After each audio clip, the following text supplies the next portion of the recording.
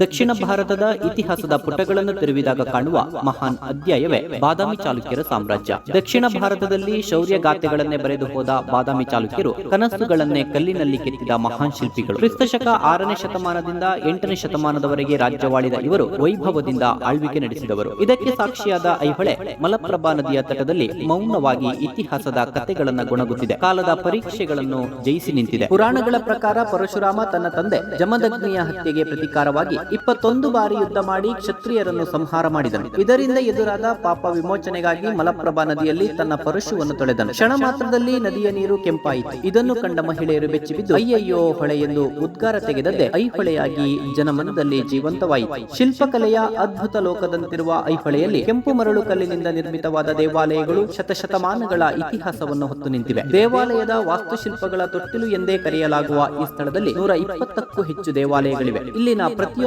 ಶಿಲ್ಪವು ಒಂದು ಕವಿತೆಯಂತಿದೆ. ಪ್ರತಿ ದೇಗುಲವು ಒಂದೊಂದು ಗಾಥೆಯಂತಿದೆ. ಐಹೊಳೆ ವಾಸ್ತುಶಿಲ್ಪದ ವಿಶ್ವವಿದ್ಯಾಲಯವೇ ಆಗಿತ್ತು. ದೇಶ ವಿದೇಶಗಳಿಂದ ಬಂದ ವಿದ್ಯಾರ್ಥಿಗಳು ಇಲ್ಲಿ ವಾಸ್ತುಶಿಲ್ಪ ಕಲೆಯ ಬಗ್ಗೆ ಅಧ್ಯಯನ ಮಾಡುತ್ತಿದ್ದರು. ವಿವಿಧ ಬಗೆಯ ದೇವಾಲಯದ ನಿರ್ಮಾಣ ಪ್ರಯೋಗ ಇಲ್ಲಿಯೇ ಆರಂಭವಾಗಿತ್ತು. ಹಾಗಾಗಿಯೇ ಇದು ವಾಸ್ತುಶಿಲ್ಪ ಕಲೆಯ ಪ್ರಯೋಗಶಾಲೆ ಎಂದು ಕರೆಸಿಕೊಂಡಿತ್ತು. ಇಲ್ಲಿರುವ ಪ್ರತಿ ದೇವಾಲಯವು ತನ್ನದೇ ಆದ ವಿನ್ಯಾಸ, ಶೈಲಿ, ಕಲಾತ್ಮಕತೆಯನ್ನು ಹೊಂದಿ ನೋಡುಗರ ಮನಸ್ಸನ್ನು ಚಕಿತಗೊಳಿಸುತ್ತಿದೆ. ಗಜಪೃಷ್ಠಾಕಾರದಲ್ಲಿ ರಚನೆಗೊಂಡ ಮೂಲತಃ ಸೂರ್ಯ ದೇವಾಲಯ ಎನ್ನಲಾಗುವ ದುರ್ಗಾ ದೇವಾಲಯ, ಲಾಡಖಾನ್ ದೇವಾಲಯ, ಗೌಡರ ದೇವಾಲಯ, ಹುಚ್ಚುಮಲ್ಲಿಗುಡಿ, ಜ್ಯೋತಿರ್ಲಿಂಗ ದೇವಾಲಯ, ಮೇಗುತಿ ದೇವಾಲಯಗಳು ಚಾಲುಕ್ಯ ಕಾಲದ ಕಲಾ ಪ್ರತಿಭೆಯ ಕಾಣಿಕೆಗಳು. ಮೇಗುತಿ ದೇವಾಲಯದ ಪ್ರಾಂಗಣದಲ್ಲಿರುವ ರವಿಕೀರ್ತಿಯಿಂದ ಬರೆಯಲ್ಪಟ್ಟ ಐಹೊಳೆ ಶಾಸನದಲ್ಲಿ ಉತ್ತರ ಪತೇಶ್ವರನಾದ ಹರ್ಷವರ್ಧನನನ್ನು ಚಾಲುಕ್ಯರ ಇಮ್ಮಡಿ ಪುಲಕೇಶಿಯು ನರ್ಮದಾ ನದಿ ತೀರದಲ್ಲಿ ಸೋಲಿಸಿ ದಕ್ಷಿಣ ಪತೇಶ್ವರನಾದ ಸಾಹಸಗಾಥೆಯನ್ನು ಕಾಣಬಹುದು. ಇತಿಹಾಸದ ಪುಟಗಳಲ್ಲಿ ಮಿನುಗಿದ ಐಹೊಳೆಯನ್ನು ಕುತೂಹಲದ ಕಣ್ಣುಗಳಿಂದ ನೋಡ ಹೊರಟಿದ್ದ ನಮಗೆ ಹೊಸ ಲೋಕವೊಂದು ಪರಿಚಯವಾದಂತಾಯಿತು. ಮರೆಯಲಾರದ ನೆನಪುಗಳನ್ನು ಹೃದಯದಲ್ಲಿ ತುಂಬಿಕೊಂಡು ಪಯಣ